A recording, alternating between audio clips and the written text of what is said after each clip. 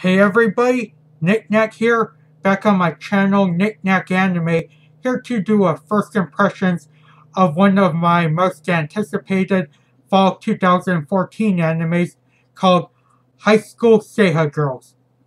Now, before I start with this first impressions, if this episode review stuff goes pretty well for me, there's a chance that I might do this week by week, like most people in the anime community do. So now that I'm done with that rambling, let me talk about what I thought of the first episode of this anime. Now, for those who don't know what this anime is about, the story revolves around Sega's three most biggest consoles, and they turned them into moe characters. In this anime, you meet the Dreamcast, the Sega Saturn, and the Sega Genesis or Mega Drive, and they're turned into high school girls, and they go to this high school either founded or licensed by Sega. And during their time at the school, they have to collect 100 coins in order to graduate. And how they do this is by going inside the game worlds of your favorite Sega games. From the last few minutes of the episode, they go into a world of Virtua Fighter, and I'm guessing that they have to defeat Akira in order to pass and get coins. Now, for this episode, all I have to say is this has got to be one of my favorite animes of the year so far, mainly due to my huge bias as a gamer and a fan of Sega. Some of my favorite references included how all three characters were introduced to each other, as well as their character designs. Now, starting with the character designs, they pretty much got the designs right. The Dreamcast, she has the Dreamcast controller as a headband, and her clothes are consist of the colors of the Dreamcast, the orange for the power button and the white for the body.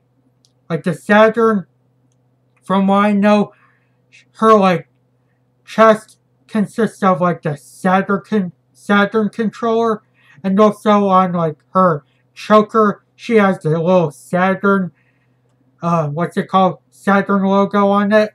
And as for the Mega Drive or Genesis, she has the color of it with the black clothes and the red finish or outline.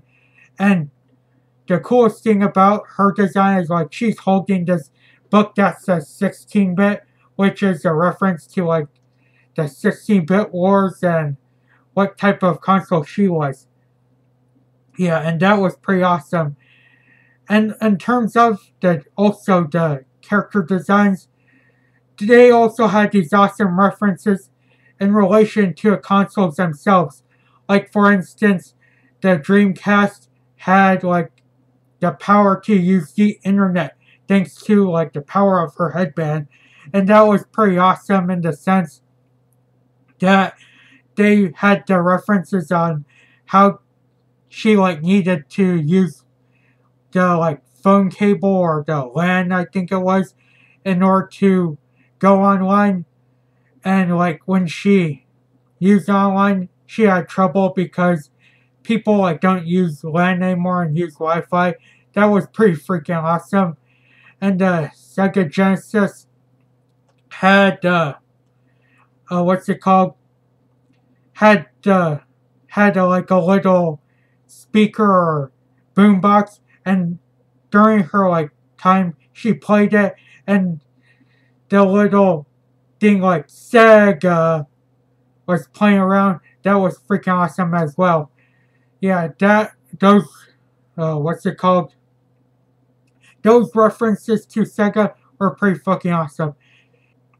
And in terms of game references, the references consisted of the Mega Drive pulling her book out and then just showing a bunch of little screenshots and gameplay videos, which was freaking awesome. And some of them included like Golden Axe, Outrun, freaking amazing.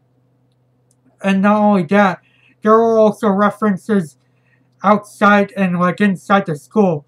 Like there was a Nights into Dreams Mobius just swinging around like a, what's it called, fan and whatnot. There were also little like arcade machines, and on those arcade machines they had the consoles of the Dreamcast and Saturn hooked up and whatnot. And also, of course, I think there was a little like ride that had to do with Sonic. References galore. In terms of the characters themselves, I can't really say much because this is just the first episode. From what it looks like, I think the Mega Drive seems to be like a type of nerdy bookworm type of character, whatever you call those.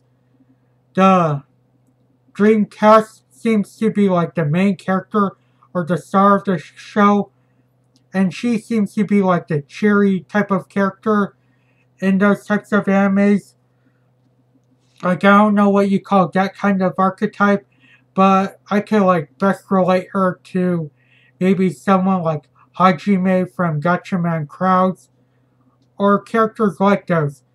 For if you have the, what's it called, definition for those types of characters, like the carefree, nice personality, always happy type of characters, that's what would the Dreamcast be. Also tell me down below what that would be called. As for the Saturn, she seems to just be, oh no, maybe just one of those types of characters who's into boys and whatnot. Yeah, but she seems like just an average character. I think I was more into the learning about the references, so that's why I can't really say much about the characters. In terms of animation, High School SeHa Girls is animated in CG, and because of CG, I think that will have to be the anime's biggest flaw, because, I don't know, it kind of looks like some cheap flash animation made by China, which isn't bad, but it's kind of, and I don't know what to say much about it. But other than that, I think that's the only problem I have.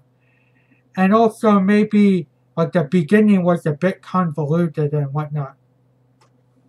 But this is coming from a guy who grew up with Sega. So like my bias on this is like huge and whatnot. So yeah. As for those who don't know any of these references and whatnot, and aren't a gamer, would I recommend this anime?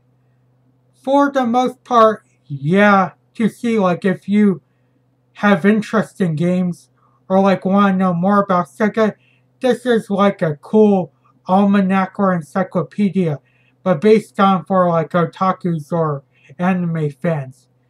And with that, I have to say I overall loved the first episode of High School SeHa Girls. And yeah, with that comes the end of my review. It was an overall great anime first episode, and I can't wait to like review more of it.